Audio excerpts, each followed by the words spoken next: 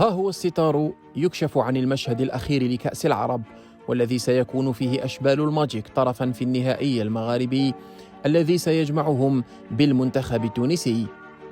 رفقاء الممتع بليلي سيواصلون من دون شك عروضهم القوية بهدف التتويج الذي سيكون منصفا لسخاء جهد اللاعبين فوق أرضية الميدان وأجمل هدية لعشاق الخضر.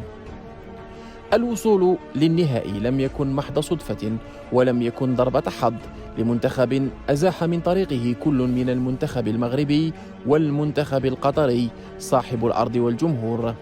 المواجهة لن تكون سهلة أمام نسور قرطاج الذين استخلصوا دروس سقوطهم أمام المنتخب السوري في الدور الأول، وكان الرد قويا أمام المنتخب المصري والعماني تواليا.